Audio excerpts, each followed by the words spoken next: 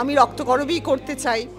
আমি তো করছি রক্তকরবীদের চরিত্র, রাজা যে চরিত্র।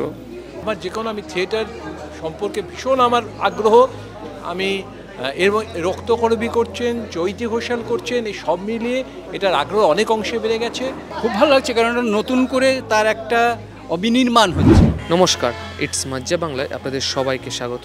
এই মুহূর্তে আমরা দাঁড়িয়ে আছি প্রেস ক্লাবের সামনে নতুন নাটক রক্তকরবীর প্রেস কনফারেন্সে। হ্যাঁ, ঠিকই ধরেছেন, এই রক্তকরবী নাটকটি নির্দেশনা করছেন প্রখ্যাত অভিনেত্রী চৈতি ঘোষাল। তিনি কি বলছেন এই নাটক নিয়ে, পাশাপাশি উপস্থিত আছেন বিশিষ্টজনেরা, তারাও বা কী বলছেন এই নাটক নিয়ে আমরা দেখে নেব।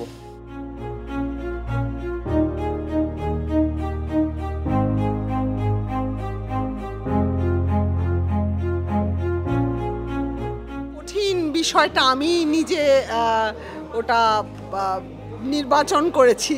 আমি রক্তকরবী করতে চাই। বারবার রক্তকরবী করার একটা তাগিদ অনুভব করেছি।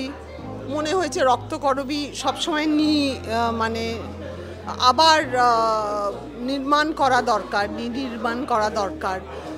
বারবার নতুন করে রক্তকরবী করার প্রয়োজন আছে, তাগিদও আছে, ওটা জরুরি। তাই জন্যে বারবার রক্তকরবী। আমি তো অভিনয় করেছিলাম, কিন্তু আজকে পরিচালনা করার মজাটাই আলাদা। পরিচালনা আমি আজকে আমার এই রক্তকরবীর মধ্যে আছে নতুন নৃত্য পরিকল্পনা আছে, মঞ্চ পরিকল্পনা আছে, সমস্ত প্রপস তৈরি, মিউজিক দেবজ্যোতি মিশ্র করছেন। সুতরাং পুরো বিষয়টাই আলো করছে সৌমেন চক্রবর্তী, দেবব্রত মাইতি মঞ্চ করছে। সুতরাং দেবেশ রায়চৌধুরী রাজা করছে, অশোক মজুমদার অধ্যাপক করছে, বা জীবন সাহা সর্দার করছে। সুতরাং পুরো বিষয়টাই একটা অন্য লেভেলে। দেবজ্যোতি মিশ্র মিউজিক করছেন বললেন, সেটা নিয়ে কি বলবেন বলুন? আমি ভীষণ এক্সাইটেড, আমি অসম্ভব এক্সাইটেড, কারণ উনি এমন একটা মাত্রা দিয়েছেন আমার প্রোডাকশনকে, সেটাতে আমার খুব। দর্শকদের উদ্দেশ্যে কি বলবেন? দর্শকদের উদ্দেশ্যে এটাই বলবো যে আপনারা অনেকেই রক্তকরবী দেখেছেন, আমারই অভিনীত রক্তকরবী দেখেছেন, কিন্তু আরেকবার আমাদেরকে সুযোগ দিন, আরেকবার দেখতে আসুন। কেমন লাগলো আমাকে জানান, ভালো মন্দ সবটা আমি মাথা পেতে নেব। আলোচনা হোক, কথা হোক, অনেক ভালোবেসে অনেক পরিশ্রম করে আমরা এই রক্তকরবীটা নির্মাণ করছি, যেটা আমাদের প্রয়োজন বলে মনে হচ্ছে এই সময়ের প্রেক্ষিতে দাঁড়িয়ে। তো আপনারা দেখুন, আপনারা 5ই এপ্রিল আমাদের একাডেমি অফ ফাইন আর্টসে 2:30-র সময় আমরা প্রথম অভিনয় করছি। তারপরে এবারে আমরা করে যাব, আশা করা যায়। বলছেন যে একেবারে প্রায় যেটা হতো রবীন্দ্রনাথের আশেপাশে যেরকম ভাবে মানুষ ছিলেন, মানে সব প্রখ্যাত মানুষেরা ছিলেন, যেরকম ভাবে বাসারদা বলছেন, সেই জায়গা থেকে ধরে উনি বলে ফেলছেন এ তো প্রায় শেক্সপিয়ারের মতো। একটু ঘুরে দাঁড়িয়ে বলো, আবার শেক্সপিয়ার কেন?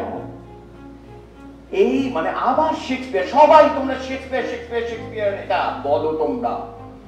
এই দেখো আমি এটা লিখে ফেলেছি, এটা মৌলিক, বাঙালিকে একটা মৌলিক নাটক দিলাম। এইটা রক্তকরবী একটা মৌলিক নাটক দিয়েছিল।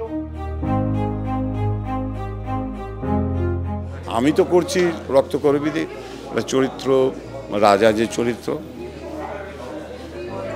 সেই চরিত্রে অভিনয় করছি, এইটুকু আমি বলতে পারি। মূল গল্প যা আছে একদম হুবহু তাই আছে, মানে এতদিন পর্যন্ত আমি যাই। এরপরে পরিচালক যদি অন্যরকম ভাবনা চিন্তা করে, সংলাপ অন্যরকম, মনে হয় এত শিগগির সেটা সম্ভব হবে না। সুতরাং মূল গল্পটাই আছে। রিহার্সাল চলছে, শেষ পর্যায়ে।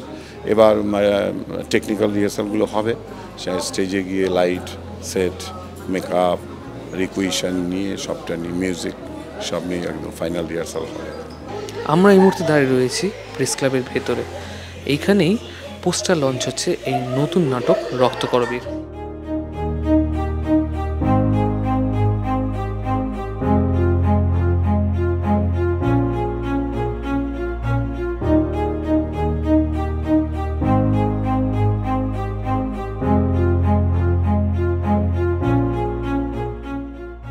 যে কোনো আমি থিয়েটার সম্পর্কে ভীষণ আমার আগ্রহ। আমি এবং রক্তকরবী করছেন, চৈতি ঘোষাল করছেন, এই সব মিলিয়ে এটার আগ্রহ অনেক অংশে বেড়ে গেছে এবং এই ধরনের রক্তকরবী বারবার হবে, আরও অনেক বছর হবে, যেমন অনেক বছর হয়েছে, কিন্তু সময়টা বদলেছে, বিশ্বের সময়টা বদলেছে, মানে টেক্সটের বাইরের সময়টা বদলেছে। সেই সময়টাকে চৈতি ঘোষাল এবং তার দল, তার টিম, তার ইউনিট কীভাবে আমাদের সামনে আনেন সেটাই দেখব। খুব ভালো লাগছে, কারণ এটা নতুন করে তার একটা অবিনির্মাণ হচ্ছে, হ্যাঁ, নতুন করে এটাকে ভাঙা গড়া হচ্ছে বলা যেতে পারে, এর নতুন ধরনের প্রয়োগ হচ্ছে। এই যে প্রয়োগ কথাটা না, প্রয়োগ নৈপুণ্য, এগুলো রবীন্দ্রনাথেরই কথা। আগে জানতো না যে প্রয়োগ নৈপুণ্য বলতে হয়, রবীন্দ্রনাথের আগে জানতো না প্রয়োগকর্তা এই শব্দটা রবীন্দ্রনাথের।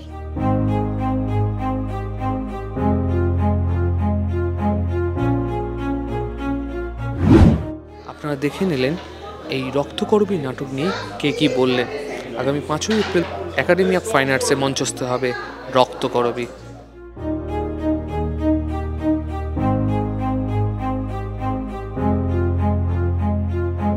আর ঠিক এরকমই সাংস্কৃতিক তথ্যের পাশাপাশি নানা বিনোদনের তথ্য পেতে আজই সাবস্ক্রাইব করুন ইটস মজ্জা বাংলা।